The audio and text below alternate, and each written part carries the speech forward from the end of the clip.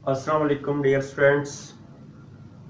से पहले हमने जो पार्शियल फ्रैक्शंस बनाने का तरीका है उसमें टाइप वन पढ़ी थी या केस वन पढ़ा था, जिसमें हमने देखा था कि लीनियर और नॉन रिपीटेड जो फैक्टर्स होते हैं उनके पार्शियल फ्रैक्शन आप किस तरीके से बना सकते हैं। तो अब हम उसमें नेक्स्ट देखेंगे केस टू कि अगर आपके पास लीनियर और रिपीटेड फैक्टर हो तो फिर आप उसके पार्शियल फ्रैक्शन किस तरीके से बना सकते हैं। तो स्टूडेंट्स, अगर आपने वो वाली वीडियो नहीं देखी तो उसका लिंक जो है वो मैं डिस्क्रिप्शन में दे दूंगा, तो वो आप उसमें देख सकते हैं। तो चलें आज का वीडियो शुरू करते हैं। तो इसमें हम देखेंगे कि जो रिपीटेड लीनियर फैक्टर्स हैं उनके आप पार्शियल फ्रैक्शन किस तरीके से बनाएंगे। तो स्टूडेंट, लीनियर जो है उसका मतलब फैक्टर लीनियर का मतलब क्या होता है कि उसमें जो x की वैल्यू है या x की जो पावर है वो फैक्टर में 1 होनी चाहिए।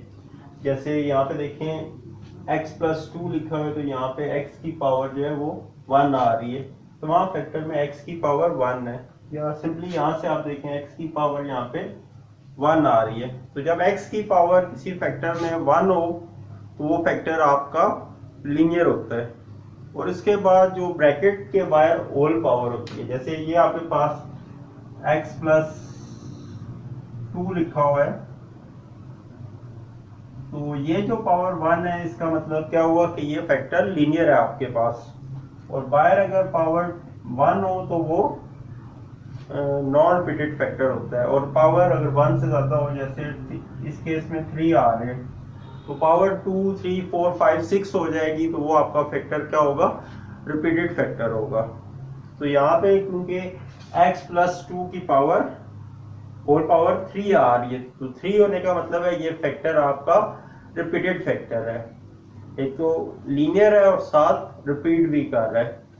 तो करना आपने ये क्या है कि उसको जहाँ पे पावर 3 है तो 3 पावर तक आप उसको वेरी करवाएंगे। पहले आप x+2 की पावर 1 रखेंगे, फिर 2 और फिर 3 रखेंगे। अब क्योंकि आपका फैक्टर यहाँ पे लीनियर आ रहा है, तो लीनियर के केस में आपने यहाँ पे अननोन जो ऊपर लगाने हैं वो एक एक लगाना है।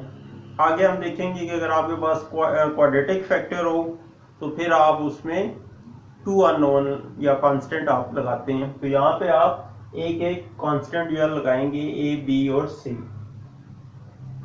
तो स्टूडेंट्स, आपने क्या करना है कि क्योंकि आपका फैक्टर रिपीट हो रहा था, 3 पावर थी, तो इसलिए कि आप x+2 लिखेंगे, उसकी पावर 1, फिर x+2 का स्क्वायर और फिर x+2 का क्यूब। इसी तरह अगर 4 पावर होती तो आगे प्लस d और x+2 की पावर 4 आ जाती। तो इस तरीके से आपने इसको पार्शियल फ्रैक्शन में रिजॉल्व करना है।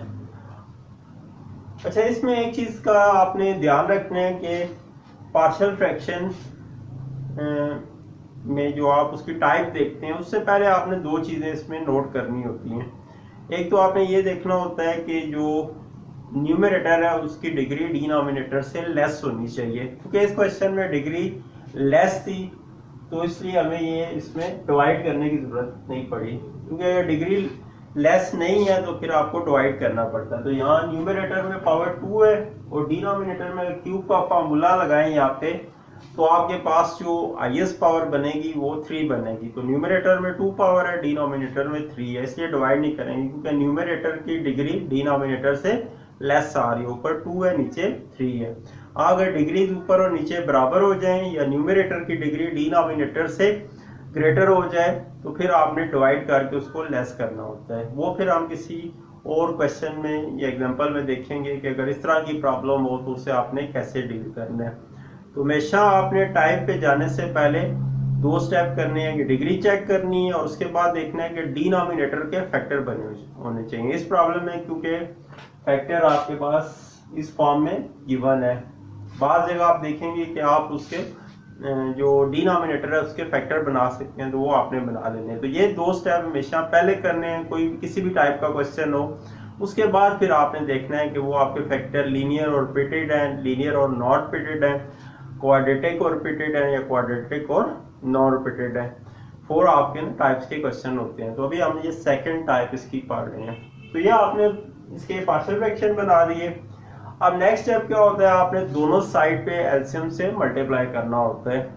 तो एलसीएम अगर आप इसका लेंगे तो वो क्या बनेगा, x+2 का क्यूब। और अगर आपको इसमें कंफ्यूजन होती है तो आप लेफ्ट साइड का डिनोमिनेटर देख लें, वही एलसीएम होता है। तो लेफ्ट साइड का डिनोमिनेटर आ रहा है आपके पास x+2 का क्यूब। तो इसका मतलब है कि यहाँ पे जो एलसीएम बनेगा वो क्या बनेगा, x+2 का होल क्यूब। तो एलसीएम से आपने आर टर्म को मल्टीप्लाई करना है। तो क्या करेंगे, multiply each term by x+2 whole cube. तो इससे हम दोनों साइड पे आर टर्म को मल्टीप्लाई करेंगे।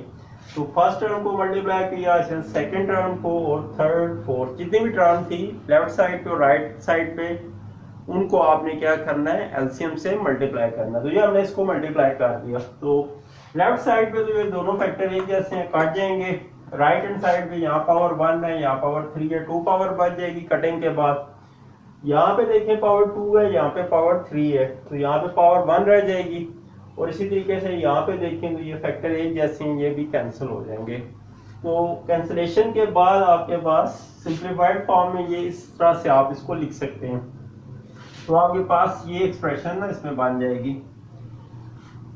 इसमें देखें अब किसी जगह ब्रैकेट्स पे स्केयर आ जाए, क्यूब आ जाए, या दो फैक्टर या दो से ज्यादा फैक्टर मल्टीप्लाई हो रहे हो, तो फिर आपने पहले सिंप्लीफिकेशन कर लेनी है। तो मैंने यहाँ क्योंकि स्केयर था तो उसका फॉर्मूला लगा दिया a+b का होल स्केयर। तो होता है a स्केयर 2ab और प्लस b स्केयर। तो a का स्केयर करेंगे x स्केयर, 2ab करेंगे तो 2 × 2 × x 4x आ जाएगा, और 2 का स्केयर 4। तो a स्केयर 2ab और b का स्केयर ये आ जाएगा। हम ब्रैकेट्स को मल्टीप्लाई करेंगे, bx+2b और प्लस c। इसको हम इक्वेशन 2 का नाम दे देंगे। अब हम क्या करेंगे, जैसे आपने इससे प्रीवियस लेक्चर देखा है तो उसमें जितने भी नॉन लीनियर फैक्टर होते हैं उनको आप डायरेक्ट कैलकुलेट कर सकते हैं। और अगर रिपीटेड फैक्टर हो तो उसके लिए फिर रिमेनिंग जो फैक्टर होते हैं उसके लिए आपको कंपैरिजन करना पड़ता है। तो यहाँ पे देखें फैक्टर आपका एक ये x+2, डिनोमिनेटर में x+2 ही आ रहा है सब। इसका मतलब है x+2 है तो उसको एक ही दफा आप 0 कर सकते हैं। और रिमेनिंग केस के लिए फिर आपको कंपेयर करके इनकी वैल्यूज निकालनी पड़ेंगी। तो क्या करते हैं, x+2 को 0 के इक्वल पुट करते हैं। तो पुट x+2 = 0 या x = -2 आ जाएगा। तो जहाँ पे आपको इस इक्वेशन 2 में x नजर आ रहा है वहां पे -2 कर दें। तो मुझे यहाँ जहाँ x नजर आ रहा था वहां पे मैंने -2 पुट कर दिया। तो -2 जब आपने इसमें पुट किया तो लेफ्ट हैंड साइड पे देखें -2 का स्क्वायर प्लस 4 स्क्वायर हमेशा नेगेटिव का पॉजिटिव होता है। ये 4 हो जाएगा, -2 - 1 4 -2 - 1 -3, तो 4 - 3 1 आ गया। इसी तरह अगर यहाँ पे देखें आप तो -2 का स्क्वायर 4 होगा। ये आपकी वैल्यू क्या बनेगी, ये आपकी 4 बनेगी। ये आपका -8 बनेगा और ये आपका +4 बनेगा। तो 4 और 4 8 और -8, तो ये सारे आपस में ये टर्म क्या हो जाएंगी, कैंसिल हो जाएंगी, 0 आ जाएगा। तो a 0 से मल्टीप्लाई होकर 0 हो जाएगा। यहाँ पे देखें -2b और +2b ये भी एक दूसरे को कैंसिल कर देंगे, तो आपके पास c बच जाएगा। तो 1 = c आ गया, तो c की वैल्यू 1 आ गई। तो एक ही फैक्टर था आपके पास यहाँ पे x+2, तो उसी को हम 0 कर सकते हैं। अगर b और c के नीचे अगर कोई डिफरेंट फैक्टर हो तो फिर आप उसको भी 0 के इक्वल पुट करके वहां से भी वैल्यू ले सकते हैं। तो यहाँ क्योंकि एक ही फैक्टर था तो एक वैल्यू आ गई। रिमेनिंग वैल्यू के लिए हमें कंपैरिजन करना है, दोनों साइड पे कोफिशिएंट को कंपेयर करना है। तो अगर आप ये डायरेक्ट 0 के इक्वल पुट नहीं करते तो फिर आप इसको कंपेयर करके सारी वैल्यू डायरेक्ट भी निकाल सकते हैं। तो कंपैरिजन जो है उससे सारी वैल्यूज आ जाती हैं, लेकिन उसमें थोड़ी कैलकुलेशन मुश्किल हो जाती है। तो बेस्ट सोल्यूशन ये होता है कि जो वैल्यू आपकी डायरेक्ट सब्स्टिट्यूशन करके कुछ फैक्टर को 0 के इक्वल रख के आ सकती हैं वो आप फाइंड आउट कर लें, रिमेनिंग के लिए कंपैरिजन कर लें। जैसे मैंने इस क्वेश्चन में किया कि एक वैल्यू x+2 0 के इक्वल हम पुट कर सकते थे, एक वैल्यू हमने ले ली c की। अब b और a के लिए हम क्या करेंगे, कंपैरिजन करेंगे। तो इक्वेशन 2 में देखें आपने दोनों साइड पे देखना है कि x की हाईएस्ट पावर क्या है। तो दोनों साइड पे अगर आप देखें तो सबसे ग्रेटर पावर x² आ रही है। तो इसलिए आप क्या करेंगे, सबसे पहले comparing coefficient of x square, दोनों साइड पे एक्स स्क्वायर का कोफिशिएंट, एक्स स्क्वायर के साथ जो नंबर आ रहा है उसको लिखना है आपने, उसका कोफिशिएंट कंपेयर करना है। तो लेफ्ट साइड पे एक्स स्क्वायर के साथ कुछ नहीं है, इसका मतलब है 1 है, तो लेफ्ट साइड पे आप क्या करेंगे 1 लिखेंगे। और इस साइड पे देखें ए एक्स स्क्वायर के साथ ए मल्टीप्लाई हो रहा है ना, तो एक्स स्क्वायर का कोफिशिएंट ए बनेगा, तो इसलिए इस साइड पे आपके पास ए आ जाएगा, तो ए इक्वल टू 1 आ जाएगा। एक्स स्क्वायर के बाद नेक्स्ट उससे कम पावर क्या होगी, एक्स होगी। तो अब आप नेक्स्ट क्या लिखेंगे, comparing coefficient of x on both side. तो लेफ्ट साइड में देखें एक्स का कोफिशिएंट यहाँ पे नहीं लिखा हुआ, फिर आप 1 लिखेंगे। और राइट हैंड साइड में देखें यहाँ पे एक्स वाली टर्म है, तो ए से मल्टीप्लाई करेंगे 4a बनेगी, तो फर्स्ट टर्म 4a, और यहाँ भी x है तो इसके साथ b आ रहा है, प्लस b हो जाएगा। तो ये आपके पास इक्वेशन बनेगी, और इसमें a की वैल्यू आप 1 पुट कर दें, और 4 को इधर माइनस करें, 1 माइनस 4 का हो जाएगा -3, तो b आपके पास -3 आ जाएगा। तो जो आपके पास कांस्टेंट आ रहे थे a, b और c, वो आपने फाइंड आउट कर लिए। तो अब हम क्या करते हैं, इनको इक्वेशन 1 में a, b और c की जगह पुट कर देते हैं। तो आपके इस जो रैशनल फंक्शन है इसके पार्शियल फ्रैक्शन आ जाएंगे। तो a किसके बराबर था आपके पास, a की वैल्यू थी आपके पास यहाँ पे 1 के बराबर, c भी आपके पास 1 आ रहा है, b -3, तो a की जगह 1 पुट कर दें, b की जगह -3 और c की जगह 1। तो ये आपके पास इस फ्रैक्शन जो पार्शियल रैशनल एक्सप्रेशन है उसके पार्शियल फ्रैक्शन बन जाएंगे। तो इस तरीके से आप कोई भी फैक्टर जो रिपीटेड हो या नॉन रिपीटेड हो और साथ उसके वो लीनियर हो, तो उसको आप पार्शियल फ्रैक्शन में रिजॉल्व कर सकते हैं। तो हम आगे वीडियोस में देखेंगे कि अगर आपके पास क्वाड्रेटिक फैक्टर आ जाए तो वो फिर आप किस तरीके से वो देखें, उसके पार्शियल फ्रैक्शन बनाएंगे।